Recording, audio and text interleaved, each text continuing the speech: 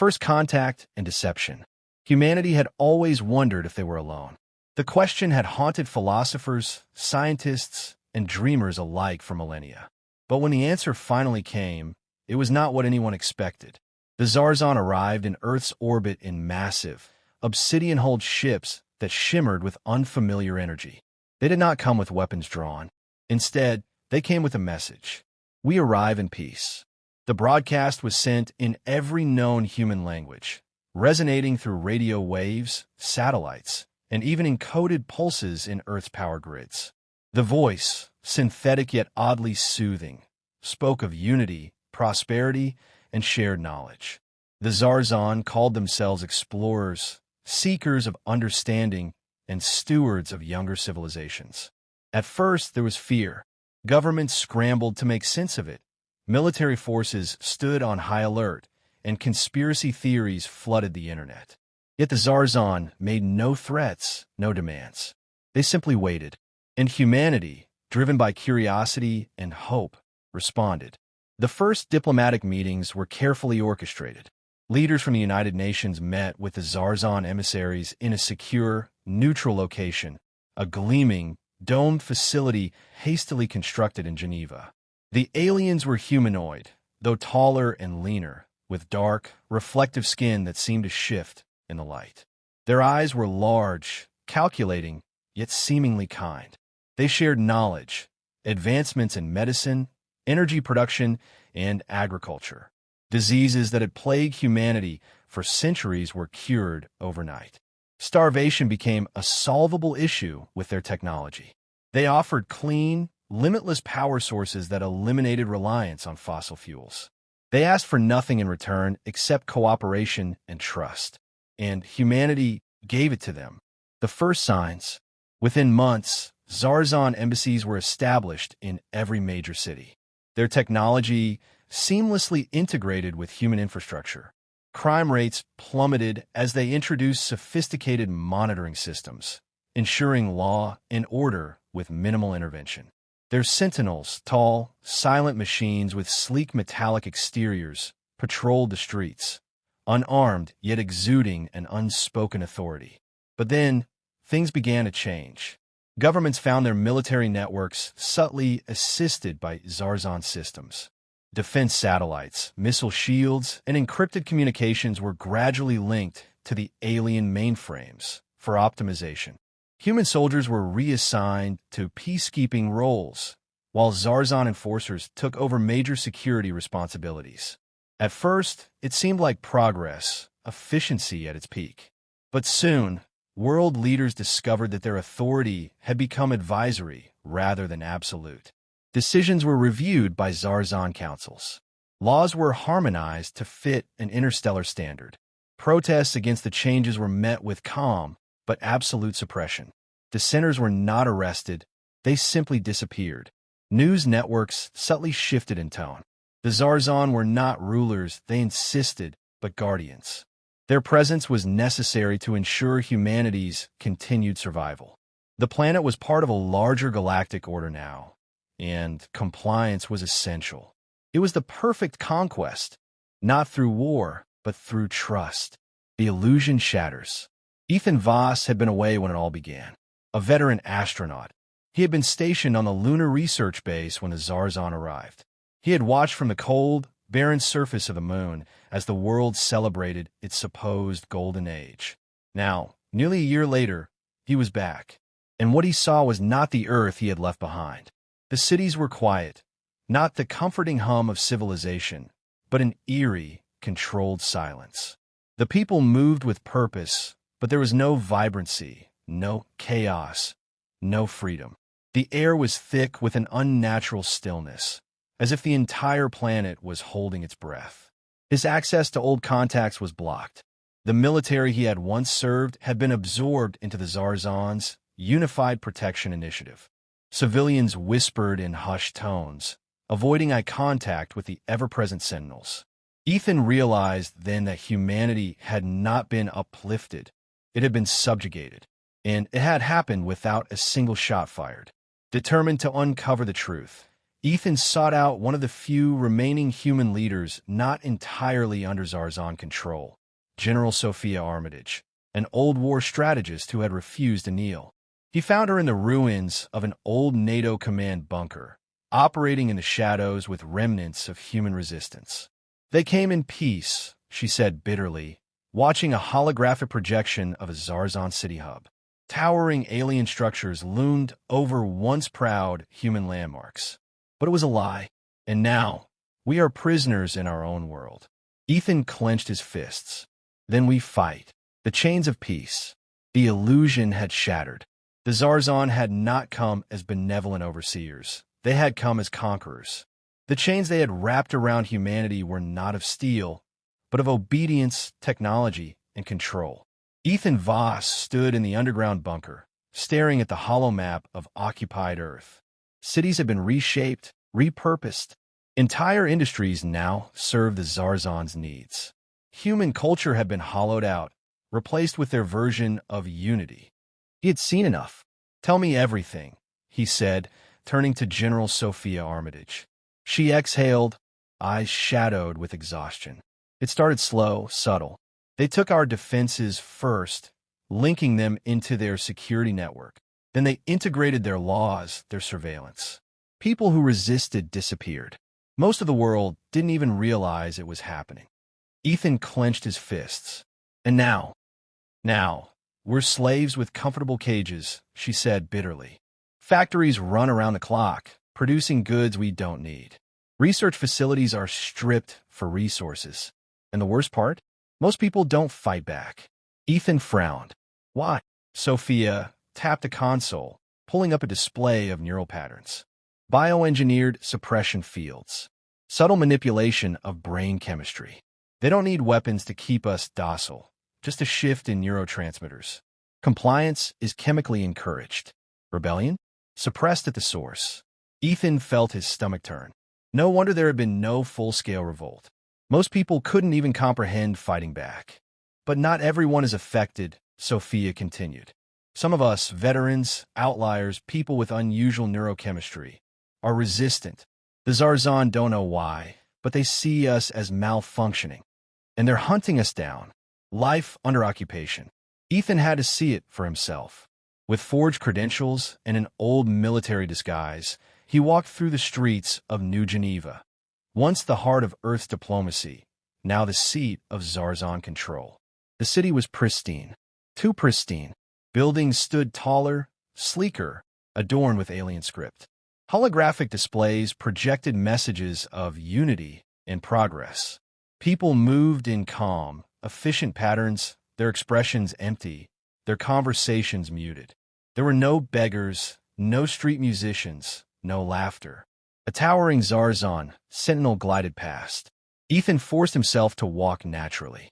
The machine's glowing optics swept over him, scanning. For a moment, he felt his pulse spike. Then it moved on. A man beside him murmured, "Praise to our protectors." His voice was distant, automated. Ethan turned to look at him, but the man's eyes were unfocused, his face slack. Ethan gritted his teeth. This wasn't peace. This was control. As he turned a corner, he caught sight of a different scene, one not meant for public view. A small group of humans in ragged clothing were being led into a Xar'Zan transport. Unlike the others, these people resisted. Eyes alert, fists clenched. A woman struggled against the guards. "You don't own us," she spat. One of the Xar'Zan placed a hand on her forehead. She convulsed, eyes rolling back, and collapsed. The others watched in silent horror before being forced into the transport. Ethan's blood ran cold. Whatever the Xar'Zan had done to her, it had been instant. No weapons, no wounds, just control. He turned away before he did something reckless. He had seen enough. The resistance awakens. Back in the bunker, Ethan relayed what he had witnessed. The room was filled with resistance members, scientists, engineers, former soldiers. "They're taking people," Ethan said. "The ones who resist." A technician, Malik, nodded grimly. "We think they're experimenting, trying to fix whatever makes some of us immune to their conditioning." Sophia crossed her arms. "That means we're running out of time." Ethan glanced at the hollow map. "What's our next move?" A scientist, Dr. Anya Keller, hesitated before stepping forward. I've been working on something. A way to disrupt the suppression fields. A neural disruptor. It's crude, but it might break their control over people. Malik added, and we've identified a key target, the main suppression field generator. If we take it out, millions might wake up. Ethan nodded. Then we hit it. Sophia's expression was grim, but determined. It won't be easy, but if we can remind people what it means to be human, we might have a chance. Ethan looked around the room. The last free humans of Earth. The last spark of defiance. They took our world without a fight, he said. Let's make sure they don't keep it that way. The battle for humanity had begun. The spark of rebellion. The Xar'Zan believed humanity had been pacified. Their ships hung motionless in the sky like silent gods, watching over a world they had claimed without war. Their sentinels patrolled the streets, enforcing obedience not with weapons, but with the quiet pressure of control. Most of Earth's population moved through their lives in a numb haze, unaware they had lost their freedom. But deep beneath the surface, in hidden bunkers and darkened alleyways, the resistance was stirring. The spark of defiance had not been extinguished. It was about to set the world on fire. The plan? In the underground hideout, Ethan Voss stood before a hollow display, surrounded by resistance members. The blue glow of the projection cast sharp shadows across their faces, their expressions grim but resolute. Dr. Anya Keller tapped a control panel, bringing up an image of a sleek, towering structure in the heart of New Geneva. This is the primary suppression field generator, she said. It's what keeps the population under Xar'Zan influence. If we take it down, millions will be freed from their control. General Sophia Armitage folded her arms, which means the Xar'Zan will defend it with everything they have. Ethan studied the map. That's why we need a distraction. He pointed to several key locations. We hit their supply hubs, disrupt their power grid, and sabotage their communications all at once. Make them think we're everywhere. While they scramble to contain the chaos, our strike team moves in on the generator. Malik, the Resistance's lead technician, grinned. I like it. Classic misdirection. Sophia nodded. We'll need every fighter we have. She met Ethan's gaze. Are you ready for this? Ethan clenched his fists. I've been ready since the day I saw what they did to my planet. The first blows. The attacks began at midnight. Across the planet, resistance cells struck simultaneously. Explosions rocked alien supply depots. Blackouts spread through entire districts, and stolen military drones turned on their Xar'Zan masters. In the industrial sector of New Geneva, Malik and his team planted charges along the power conduits that fed the alien infrastructure. As the detonations rippled through the network, streetlights flickered and died. The ever-present surveillance drones sputtered and crashed, their Xar'Zan operators momentarily blinded. Elsewhere, Sophia led a raid on an armory, securing weapons the aliens had locked away from human hands. The resistance fighters fought with brutal efficiency, using guerrilla tactics to outmaneuver the taller, stronger Xar'Zan forces. They struck hard and vanished before the aliens could retaliate. And in the chaos, Ethan and his team moved toward their true objective, the assault on the suppression field. The generator tower loomed above them, its sleek, alien architecture pulsing with energy. Ethan's heart pounded as he led his strike team through the darkened streets. With the city's power grid disrupted, the usual omnipresent glow of Xar'Zan technology had dimmed, giving them a brief window to move undetected. They reached the perimeter. Two sentinels guarded the main entrance, their glowing optics scanning for threats. Ethan signaled to his sniper, a former Special Forces operative named Reyes. A silenced shot rang out. One sentinel collapsed, its system shorting out. Before the second could react, Ethan surged forward, jamming an electromagnetic disruptor into its core. The machine twitched violently before slumping to the ground. "Move," he whispered. They slipped inside. The interior was an alien labyrinth of glowing conduits and shifting walls. Dr. Keller pulled up her scanner. The control room is on the upper level. They moved quickly, avoiding patrols, disabling security nodes. But then, An alarm blared. The Xar'Zan had detected them. Doors hissed open, and armed Xar'Zan warriors poured into the corridors. The resistance fighters took cover, returning fire with stolen plasma rifles. The hallways erupted in streaks of blue and red energy. Ethan ducked behind a pillar, gritting his teeth. "Keller, how much longer?" "Almost there," she shouted, frantically working at a control panel. "I just need—" A Xar'Zan soldier lunged toward her. Ethan reacted instinctively, firing a shot straight into the alien's chest. It crumpled, its dark blood splattering across the console. Keller gasped but kept working. "Got it. Setting the disruptor pulse now." Ethan turned to his team. "Hold them off for 30 more seconds." The turning point. The room shook as explosions erupted outside. Resistance fighters had rigged charges along the building's support beams, weakening its structure. The Xar'Zan forces, realizing their control was slipping, fought with desperate fury. But then, a deep, resonating hum filled the air. The suppression field flickered. The pulse wave rippled outward, an invisible shock wave washing over the city. Ethan felt it in his bones. A shift, a sudden clarity in the air. And then, the screams began. Across New Geneva, people staggered, clutching their heads as the artificial calm that had dulled their minds was ripped away. Awareness flooded back into millions. Confusion turned to realization, and realization turned to rage. The city erupted. Workers turned on their overseers. Factory laborers armed themselves with stolen tools. Civilians, suddenly remembering the lives that had been stolen from them, flooded the streets in defiance. The Xar'Zan, caught off guard, struggled to contain the chaos. Ethan watched from the tower, breathless. "It's happening." Sophia's voice crackled over the comm. "We've got a full-scale uprising on our hands." But the Xar'Zan aren't going to back down easily. They're regrouping. Ethan clenched his jaw. "Then we don't stop. We push harder." For the first time in years, humanity had struck back. The rebellion had begun, and there was no turning back. The fall and rise of humanity. The world was burning. New Geneva, once the seat of the Xar'Zan's control, was now a war zone.